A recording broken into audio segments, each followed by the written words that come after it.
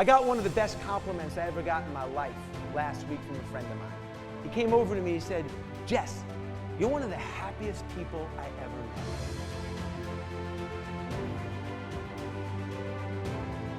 When Goggins lived with me, his rule is we had to do something every day. He didn't tell me that we're going to do that 5 times a day. That, you know. No, I mean, I remember one day, well, the first thing we did was he came and he wanted to see how many pull-ups I could do so we could map out the month. He lived with me for a month. And I went to the pull-up bar and I got like maybe 8 pull-ups, which is an exaggeration. What's next? He said, well, what's next is we're not leaving here until you do 100 more. We're not leaving the gym until you do 100 more. I was like, man, Goggins, that's impossible. And he said, you know, I already know what your biggest problem is. And he's like, the limitations you're putting on yourself are self-imposed back on the bar. And that started our journey of like, you're about to go in a place where you've never been. I remember one day I was sitting on the couch in Connecticut where I was living at the time, and on the ticker on the TV, the emergency broadcast system came up. Stay inside, freezing rain, icy conditions, high winds, stay inside. It was like beeping, stay inside. And Goggins was like, this is amazing, man, let's go for a run.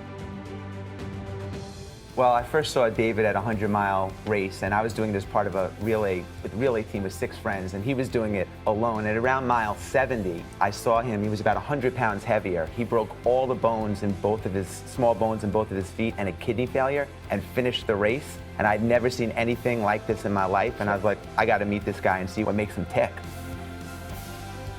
Well, I literally cold called him, and I flew out to see him, and I was sitting with him for about 5 minutes, and 5 minutes into our conversation, I said, you know what? The buckets in my life would be so much better if a little of what he had rubbed off onto me, and I invited him to come live with my wife and I for a month. Just determination. Grit is a great indicator of future success, and he was the grittiest, and he just overcame this in this race. What I saw in his life story, I mean, it's a fascinating life story. He lost 100 pounds in 60 days to try out to become a Navy SEAL, and became one of the best endurance athletes on the planet. I was running this race as part of a 6-person relay team with friends, and he was running the entire race by himself. And the run was unsupported, so you have to bring your own supplies. So we overdid it a little bit. We had a tent, and we had masseuses and food. I mean, we were ready for, like, in case we had to stay there a week. And he had a folding chair, a bottle of water, and a bag of crackers.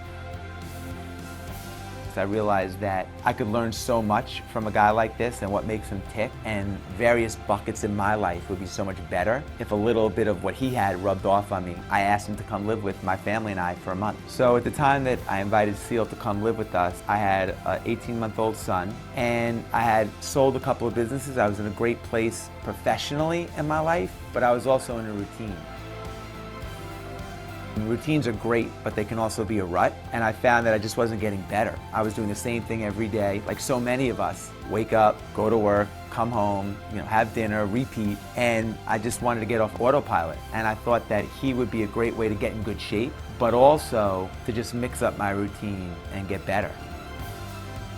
Ultimately, that passion, really for 3 years of college, I was working towards trying to get a record deal, and landed a deal with a company called Delicious Vinyl out in Cali, not far from where we are. And they had 2 big acts at the time. They had a guy named Tone Loc, and then we had Young MC who won a Grammy for Bust a Move, and put an album out in the early 90s.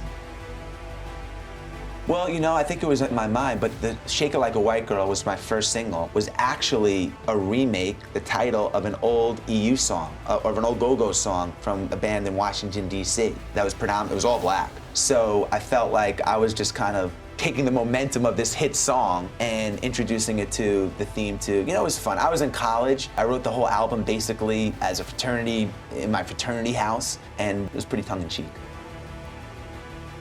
This whole process on my own shoulders. And I would literally take a Greyhound bus on Friday from Washington, D.C., where I went to school, with my demo tape, which was a recording of an instrumental that I played on my CD player, record on my answering machine, and leave a rap to the music while it was playing. That was the only way I could make a demo. I would show up and hand out that cassette to everybody, and got rejected. But ultimately, I did get a record deal. But that was my only goal.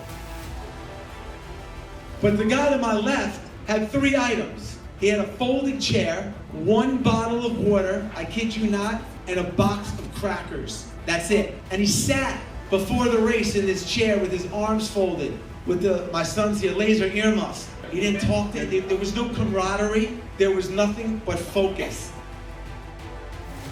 He lost 6 friends in a helicopter crash in Iraq and decided he wanted to raise money for the children, families of the soldiers that passed away. He's not really a bake sale guy, so what did he do? He Googled the 10 hardest things on the planet, races to do, to bring awareness to these families and raise money.